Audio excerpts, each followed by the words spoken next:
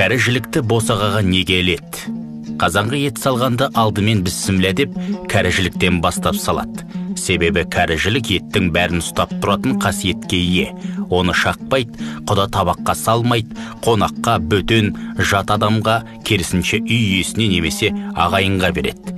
Өйткені кәрі жілікте шаңырақтың құты бар деп ырымдайды. Сонымен қатар өсіп келе жатқан қыз балаға оң жақта отырып қаласың деп ұстатпаған, ал ұлдарға сүр бойдақ боласың деген сенім бойынша жігітке де бермейді.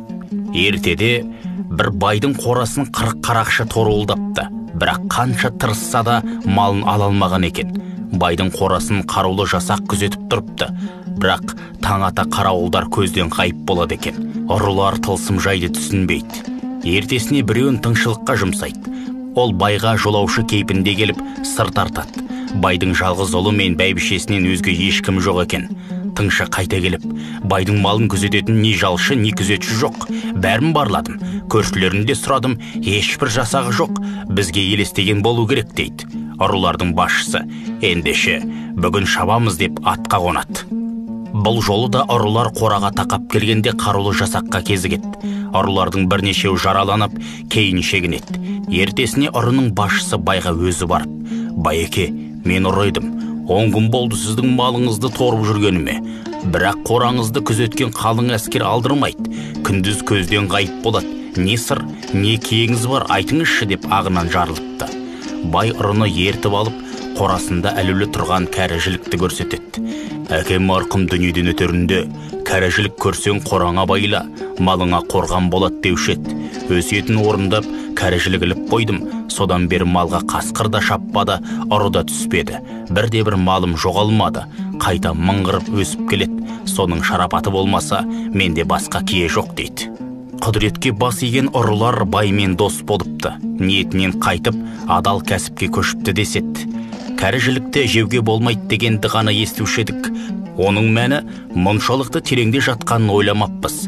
Ертеде байдың жалғыз ұлы болыпты. Ол керуен тартып, қалаға саудаға аттанады. Сапарға шығар кезде әкесі, балам, мына кәрі сүйекті қойныңа салып ал, қауіп қатерден аман боласың дейді. Әй, әке, ай, сенің ақырымың таусылмайды екен, деп ұлы селсоқ қарайды. Бірақ әке көңілін қимай, көп қапшықтың біріне лақтыра салады. Межелі жеріне аман есен жетіп, саудасын жасап елге қайтады. Жолда керуенге қарақшылар шабуылдайды. Бала не істерін білмей қатты сасады. Сол кезде арт жағынан қарулы жасақ пайда болып, қарақшыларға қарсы ұмтылады. Тонаушылар сескеніп кейін шегінеді.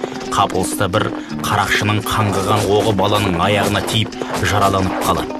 Ғайыптан пайда болған жасақ керуенді аман есен елге жеткізеді. Бірақ ел шеті көрінгенде көзден ғайып болады. Бала үйіне келіп, әкесіне болған жайды баяндайды. Сонда әкесі, ұлым, арымның сырын енді түсінген боларсың. Кәрі жілікке Құдай осындай қасиетті артқан. Сен балалық қылып, кәрі жілікті көп қапшықтың біріне салып алдың.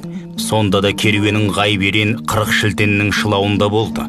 Егері қыласың күшті болғанда, жебеде дармас ет деген екен.